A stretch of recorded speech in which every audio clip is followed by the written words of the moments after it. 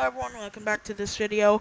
I was hoping that I could record this and get it done. I've been watching this show called Space Riders AU. It's like a Smile and Critters thing, but actually kind of cool. It's like Poppy Playtime Chapter 3, but in space. And I thought it was pretty cool, and I wanted to share it. Anyways, before we get into the video, I would please ask you if you're enjoying my content, and if you aren't subscribed yet, please subscribe. But if you subscribe, you can subscribe, of course. Leave a like on this video, and put notifications on. Anyways, let's get into our character, our juicy little character today. Name, Ryan. He's very unique, I would say. Not a lot of people said that. Anyways, basically, what the story is that he's the prototype's biological son, by a clone standard, at least. He is mixed with several DNAs due to the prototype's corrupted DNA itself. He was mixed with this ancient extinct cat race thing, like Catnap, how he's a cat, of course. But these people wiped themselves out a long time ago, like off the face of everything. Remnants can be still found of their civilizations, though. Mainly, their colors are dark red, dark blue, dark green, the RGB, yeah. Anyways, these creatures were ancient, but they were like humans-ish, with distinct cat features like cat ears, cat tails, and plus, how cats can drink seawater, so they can. They got most of the functionalities of cat, like landing on their feet. Anyways, by their age of being 26, after 3 months of being 26, they fully turn into a cat. So for the first few years, they're like humanoids, but they're immortal-ish.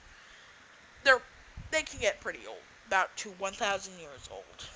Anyways, our character, well, like I said, is the clone of the prototype, where his DNA was a little iffy. So he added some DNA he just found laying around in some labs. Anyways, in the series there was this lab where they were making dark versions of the Smile and Critter crew. Anyways, this project was top secret. Not even his right-hand man, woman, I don't know if it applies because his right-hand woman is a girl. Anyways, besides that. Anyways, she didn't even know. Most people didn't know. And if you were put on this project and decided to leave, you wouldn't have been heard from ever again. Yeah, that's how top secret it was. He didn't want anyone knowing this.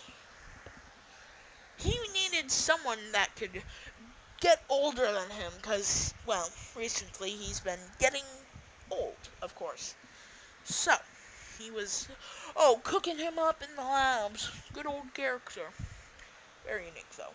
But, I'm like, I want to add a unique spin onto this character. So, I gave him armor, but no, not any kind of armor. You know, if you've ever played Doom Eternal Ancient Gods Part 2, the Dark Lord's armor itself is basically what his armor is, but, like, changed up a little, like, more silver. It has, like, a completely silver finish, and not all those protruding spiky parts.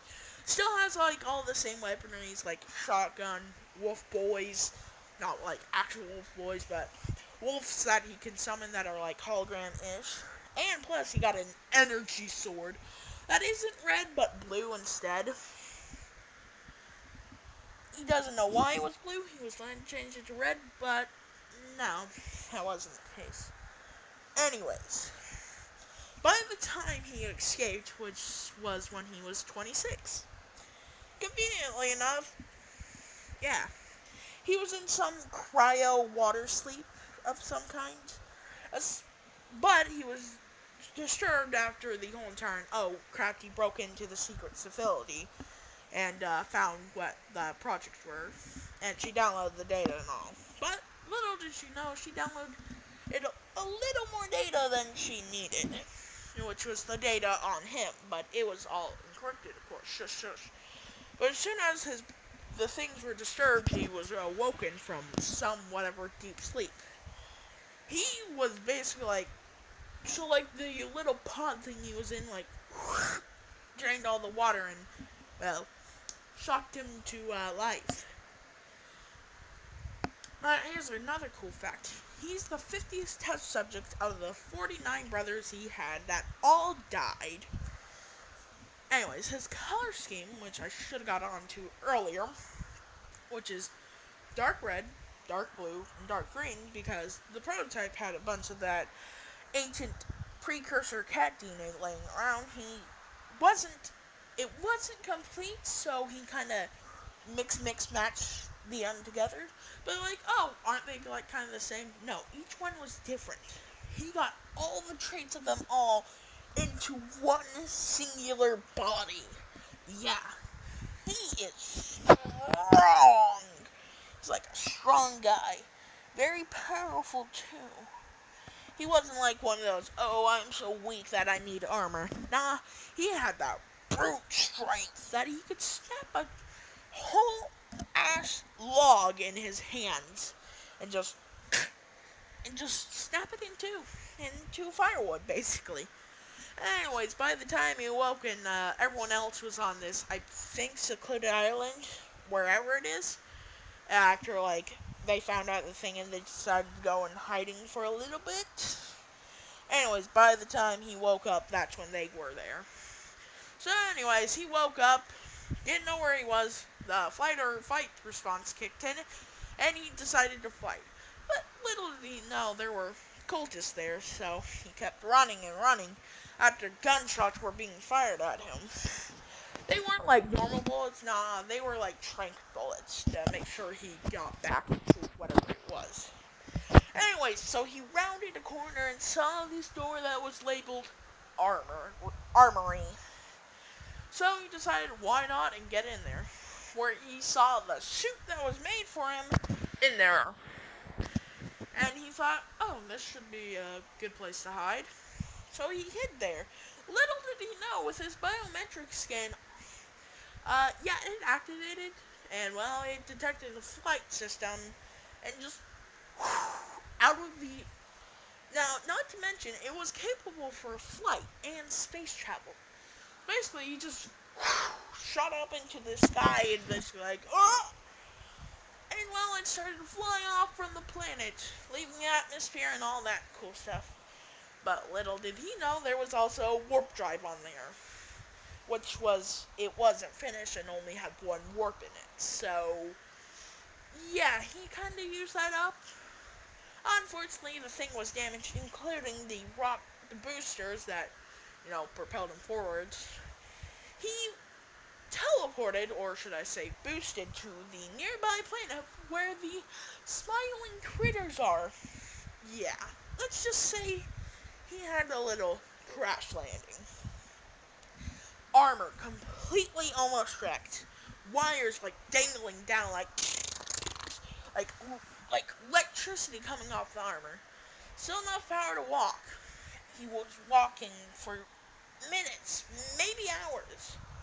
The others also heard the crash, but chalked it up to a tree falling, because it currently was raining and lightning in and out. Anyways, he got to like a beach kind of area that he decided to set up camp. So he waited for a few hours. He was shot by like an actual bullet. So his chest was kind of like bleeding and it was open somewhat. It was bleeding out, like the blood was just dribbling down from his where the belly is, but to the left of him, and it was just like fully opened up. It was like just like a slice. Anyways, he was bleeding profusely. Well, lucky for him, there was an emergency kit in the robot, so, not robot, but armor. So he just bandaged himself up real quick. It's just like, yeah, I'm fine. Marooned on a unknown planet, and I am completely stuck. After a few hours, the storm finally cleared up, and he decided to get out. He needed to find shelter or some type of things to survive for long enough until someone comes by. Basically, he started to get to work opening the cockpit of the... I didn't really give the armor name yet, but I'm just gonna call her Zon? Zon? No, Zoe? Zoe. Yes, the armor AI is Zoe. Anyways, now that I came up with the armor's AI, he decided to exit Zoe, which was the AI itself was boldly printed on it, which the name itself was just printed on it. So anyways, he got to work, caught a couple of fish during his first few hours of there, and made a makeshift shelter, somewhat of a makeshift shelter, with banana tree leaves and a bunch of sticks he found. Used mud as insulation though. Pretty smart. I should mention he was built in with like all the intelligence. Like bro was built in with knowing physics and quantum calculations, all that cool stuff. He was just built in with that information. Anyways, survived for the first few days perfectly fine until a wild boar came across him and decided to charge at him for no reason. He managed to stay his ground and managed to get his hands around behind him and get his hands on his horns and just like... And he killed it. And, well, of course he enjoyed a feast. That night he was eating boar. He used salt from the water that he managed to boil out of the water to preserve it for at least long enough until he can escape. So he buried that in the ground near the dirt with like some tin foil that was in the emergency kit. Anyways, by day 2 he was doing perfectly fine, water and everything else. He didn't really have to worry about water since, he could just filter it out in his own body. Anyways, but by the 4th day being stranded there, someone finally came across him. And guess who it was? Dog Day was just going on a walk because he needed to clear his mind after a few hours of the substance of whatever happened earlier that day. He was just walking around the forest until he came across another beach. As he was looking at the beach, he noticed the shelter and the cat, of course. Well, Ryan, not Ryan. Rowan. Yeah, Rowan. Or was it Ryan? I can't remember. Rowan or Ryan. No one can really remember. Anyways, Ryan was just sitting there eating some fish that he caught not too long ago. He was like, who could that possibly be? So Ryan decided to finally look at his wound after he bandaged up not so well. So he took off his shirt so he could take a better look at it, because he had like clothes on actually before the whole entire escape, because he found clothes in the emergency kit too. Man, this emergency kit was packed though. Anyways, the bandage was very bloody though, but as he looked at it, it was mostly healed, but not so bad. At least he prevented infections to grow, and it's somewhat healed by this point. And, well, before he could notice Dog Day hid in a bush, and noticed on his back was the cult's symbol of their banners, or whatever they have for their symbols, on his back imprinted onto him as some type of ownership thing. Dog Day's like, the heck? Why is he here, of all places? Why is it cult? And he was, of course, bewildered by the presence of Ryan. But Ryan heard a twig snap and looked around to where the general vicinity where Dog Day was hiding. Dog Day immediately quieted down. Ryan just said, I guess I'm just hearing stuff again. So he turned around, not paying any attention, and thought it was just some rabbit or whatever. Or some creature that snapped a twig and he wouldn't pay much attention to it. Chalking up to him just being on a planet for 4 whole days. Dog Day decided to look behind the camera to keep tabs on him to see what happens. By the time he got back to the place where everyone else was hanging out for a few days, for 4 days straight, he placed down a hologram which was displaying what Ryan was doing. Everyone was like, why the heck is there a cult member? And everyone's just like, why would someone be like that? And then eventually, the character named Kay pointed out that there's only one tent and it's makeshift. So he has to be alone. Stranded, possibly. Dog Day then pointed out to the giant, not the giant, but at least 10-foot tall machine that was standing right next to him. Everyone's like, oh yeah, I didn't notice that. And Dog Day just looked at everyone and was just like, really? You really did not notice the 10-foot tall giant machine? Jeez. Everyone noticed that he was finally putting his shirt back on, and they all finally noticed the cult symbol. And of course, immediately Kicking Chicken's like, I gotta go for a quick bathroom break. Wait, but we have and he's already gone. Gosh, he's gonna fight them. That everyone just realized Kicking Chicken decided to go fight them. Well, by the time he was halfway there until, well, guess what? Ryan noticed the camera and picked it up. Everyone's like, oh, he's probably gonna crush it. But no, he grabs some sap from a nearby tree and slathers on his back and stick it on there like makeshift glue. Everyone's like, what? Huh? Why is he? And he just waved towards them knowing that someone was watching him. Anyways, he took it off and placed it on his shirt as like a little badge of honor or whatever, using sap again to stick it on. He heard rustling coming from the nearby forest and decided to finally go check it out.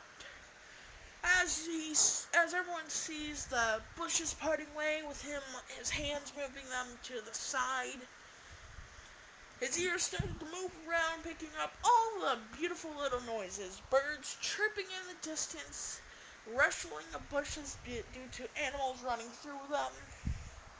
In front of him was the orange chicken himself, Kicking Chicken. So, after all, they finally got into a fight. Of course, he didn't trust him or anyone, so he just picked him up and just spin him around and throw him into a nearby rock, which left a dent in it. That left a fudging small dent of his lower back. That's how hard he threw it in there. So Kicking Chicken was like, oh, heck no, and just scampered off. Of course, in an immense amount of pain. Little did he know, he grabbed a little something from the little emergency kit. The trucker mask, which allowed him to see paw foots or paw prints or, like tracks left by animals. Much more easier just in case if he needed to track an animal he injured. Because he had those good morals like if you injured an animal, you better go shoot it. Or end its life.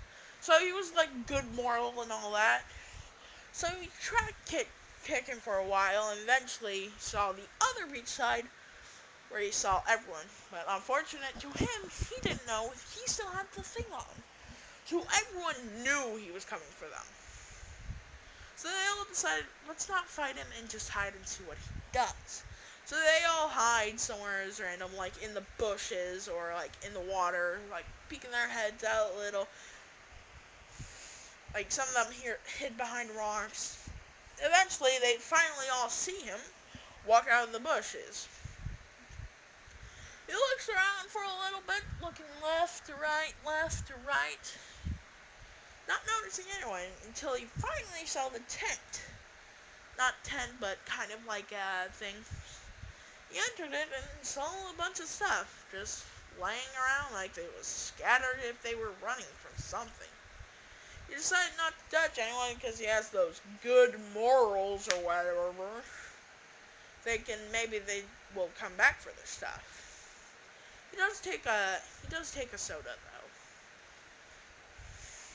For some unknown reason, he really does like soda, even though he's never had it.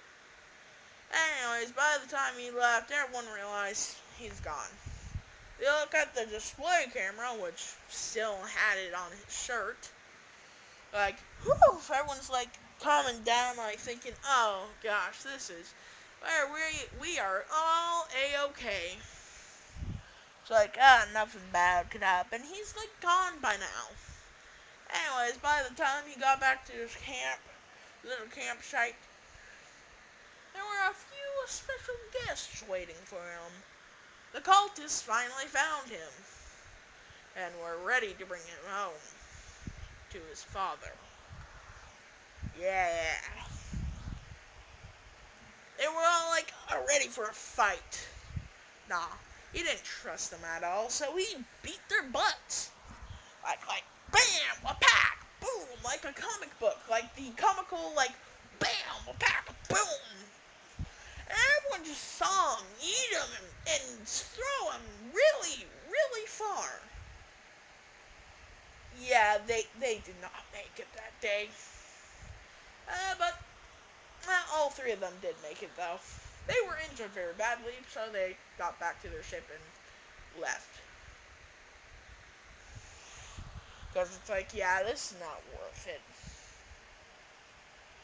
Anyways, his injuries were getting too severe, so he eventually collapsed under the pure pressure of just the injuries alone. Because they did get a couple good shots in. I should have mentioned that they were also using guns. Now with his whole body bleeding, thinking, oh gosh, I'm gonna die. And, well, this was a short-lived existence, because he can't remember anything else besides the first 5 days of being on that planet.